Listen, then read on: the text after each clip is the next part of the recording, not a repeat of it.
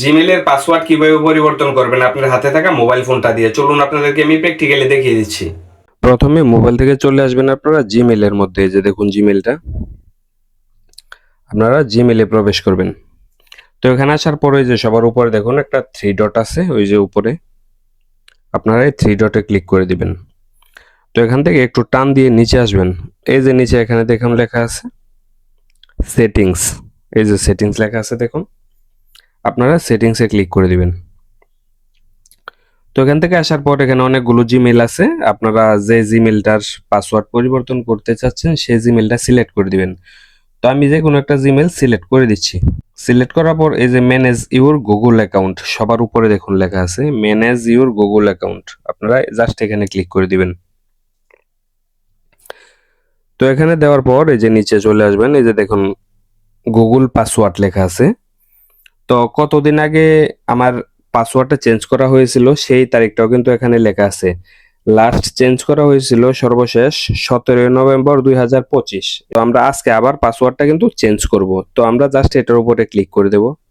তো এখানে দেওয়ার পর আপনাদের এখানে তো লকটা চাইতে পারে, আমি লকটা দিয়ে দিলাম, আনলক করে নিলাম মোবাইলটা। এই যে এখানে দেখুন দুইটা ঘর আছে, উপরে হলো নিউ পাসওয়ার্ড, নিচেরটা হলো কনফার্ম নিউ পাসওয়ার্ড। মানে হলো উপরে যে আপনি নতুন যে পাসওয়ার্ডটা দিবেন, অবশ্যই আপনারা স্ট্রং পাসওয়ার্ড দিবেন, যেমন আপনারা একটু পরিবর্তন করে দিতে পারেন, যেমন হ্যাশ @ এটা দেওয়ার পর যে কোনো কিছু সংখ্যা দিলেন, আপনারা সংখ্যা দিয়ে তারপরে কিছু স্মল লেটার বা ক্যাপিটাল লেটার দিয়ে দিলেন। তো আমরা উপরে যা পাসওয়ার্ডটা দিলাম নিচে আমরা সেম একই পাসওয়ার্ড কিন্তু দিয়ে দিলাম। তো দিয়ে দেওয়ার পর আপনারা কি পাসওয়ার্ড দিচ্ছেন দুইটা একই মিল আছে কিনা সেটা বোঝার জন্য ওই যে দেখুন চোখের মতো আইকন আছে, আপনারা জাস্ট চোখের মতো আইকনে ক্লিক করলে কিন্তু আপনারা পাসওয়ার্ডটাও দেখতে পারবেন। তো এখানে ক্লিক করলে আবার পাসওয়ার্ডটা হাইড হয়ে যাবে।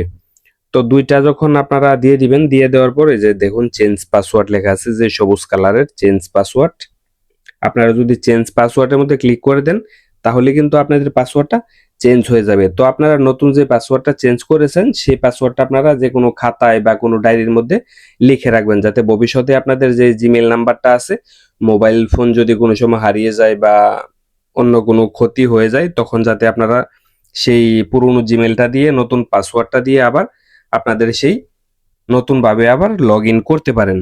ভিডিওটা একটু উপকার হয়ে থাকলে একটা লাইক করতে ভুলবেন না। আর যদি আমার ইউটিউব চ্যানেলে নতুন হয়ে থাকেন তাহলে চ্যানেলটাকে আপনারা সাবস্ক্রাইব করে দিতে পারেন। আর ফেসবুক থেকে দেখে থাকলে আমাদেরকে ফলো করে পাশে থাকতে পারেন। ধন্যবাদ সবাইকে, দেখা হচ্ছে নতুন কোনো ভিডিওতে। আল্লাহ হাফেজ।